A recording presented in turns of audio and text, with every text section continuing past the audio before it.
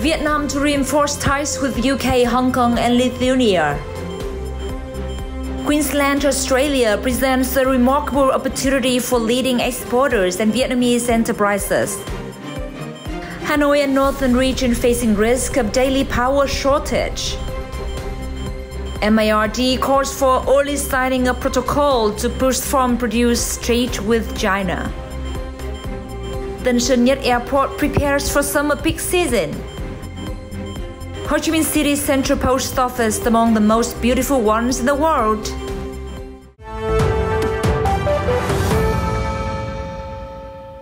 Hello and welcome to FBNC News with latest updates from Vietnam. I'm Trần, your host.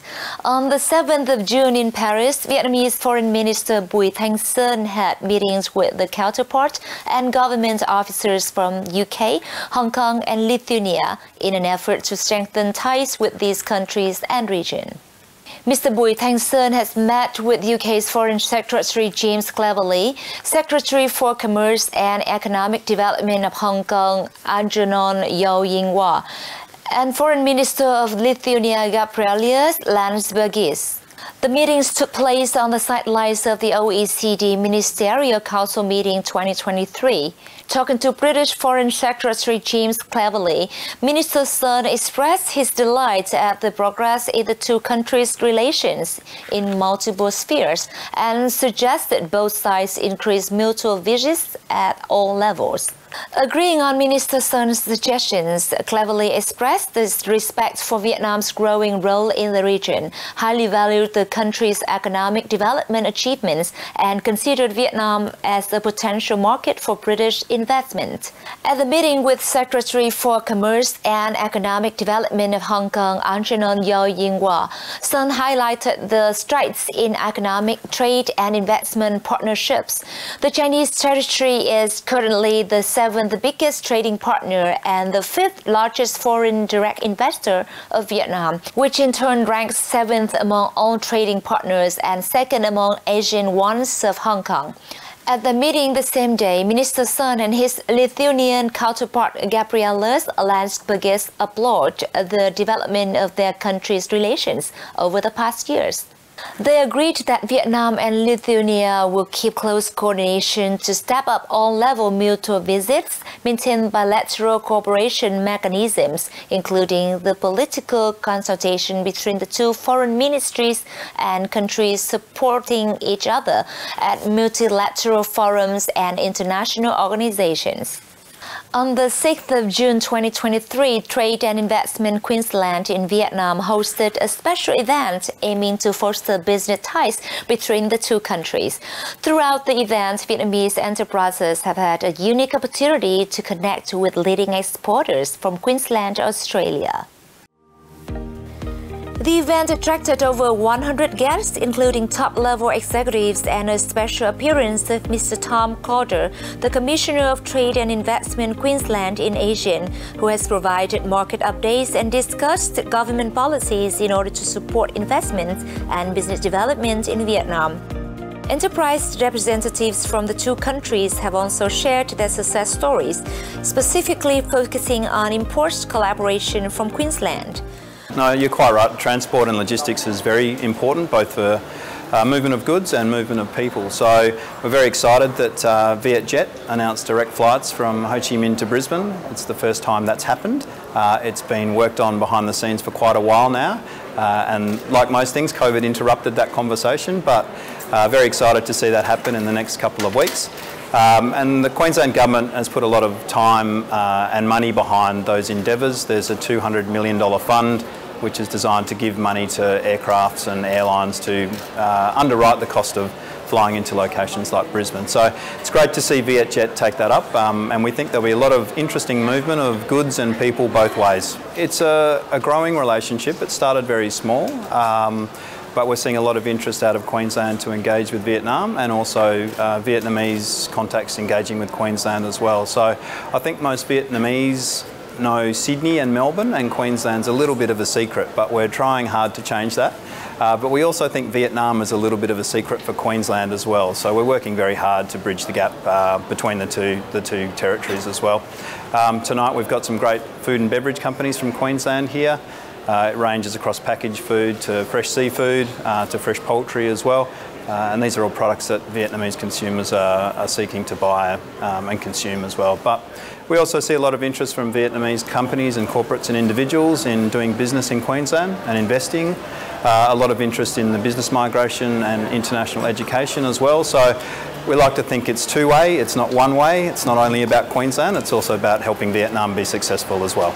Queensland is recognized for its flourishing agriculture, livestock resources, and diverse seafood. Its top-quality products meet stringent food safety standards. The event has served as a valuable opportunity for Vietnamese enterprises to establish connections and explore collaboration prospects with leading Queensland enterprises in trade and investment. Hanoi and the northern region is facing the risk of power shortage at almost every point of time each day, according to Trần Việt Hoa, head of the Electricity Regulatory Authority of Vietnam under the Ministry of Industry and Trade, MOIT. According to Mr. Hoa, most of the major hydroelectric reservoirs in the north, including Lai Châu, Sơn La, Tuyên Quang, Bản Chát, Hủa Na, and Thác Bà, had reached the dead water level or even below that. Only the Hoa Binh Reservoir can ensure its plan to generate electricity until June 12th to 13th. Prime Minister Phạm Minh Chính recently issued a dispatch urging drastic measures to ensure electricity supply in this dry season and the coming time. Under the dispatch, the MOIT was asked to promptly finalize a Prime Minister's directive on strengthening power saving in the 2023 to 2025 period and following years. The ministry was also ordered to complete a Prime Minister's decree on ensuring power supply and the supply of coal and gas for electricity production. Particularly, the EVN was asked to focus on building scenarios to respond to difficulties in power supply and rolling out effective power-saving measures, especially in June. The Vietnamese Ministry of Agriculture and Rural Development, or MARD, has sent a diplomatic note to the General Administration of Customs of China, calling for the early signing of a protocol on food safety and quarantine requirements for aquatic exports and imports between the two countries. The MARD suggested China Customs permit more fruits, aquatic species, and products of Vietnam to enter this country, license more Vietnamese aquatic products exporters that meet China's customs standards as confirmed by Vietnamese authorities, and allow raw aquatic products to be exported via border gates of Yunnan to ease customs clearance pressure on border gates and create the best possible conditions for businesses. It also proposed China increase the sharing of information about customs clearance procedures, tackle bottlenecks in a timely manner to improve the customs clearance capacity, and hold Rotary annual meetings in November between Chinese provinces' custom departments and relevant agencies of Vietnam. Tân Sơn Nhất International Airport in Ho Chi Minh City is expected to serve more than 150,000 flights and up to 24 million passengers in the summer's peak season from June the 1st to August 15th. The figure represents an increase of 6.64% in the number of flights and 7.6% in the number of passengers compared with the same period last year. A representative of Tân Sơn Nhất International Airport said the airport has prepared plans to meet the high demand. Accordingly, all units have been asked to pay attention to monitoring the flight schedule, frequency and density of flight operations in each time frame, and arrange personnel to ensure airport services. They have been required to devise a plan to prevent flooding as well as how to handle it in case bad weather affects flights. The number of passengers going through Tân Sơn Nhất International Airport has surged in recent years to nearly double its designed capacity. The airport currently has two terminals, with T1 serving domestic flights and T2 handling international flights. T1 can serve up to 15 million passengers a year and T2 10 million. The airport was designed to handle 25 million passengers a year by 2020, but it has been receiving almost 40 million a year since 2017.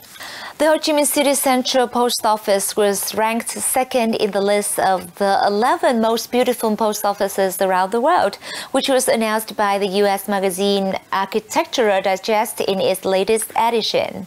According to the magazine, the yellow facade and green shutters of the post office have turned the building into not only just a post office, but a popular tourist attraction. Located in District 1, the structure was designed by Alfred Vorholt in the late 1880s. In a European style boasting Gothic, Renaissance, and French influences combined with Asian decor. It fascinates tourists with its typical colonial French features, ranging from exterior to interior decorations.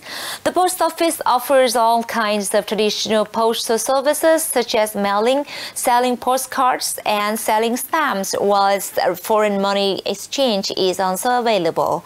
Algiers Central Post Office in Algeria topped the list, while the Palacio de Correo de Mexico was placed third.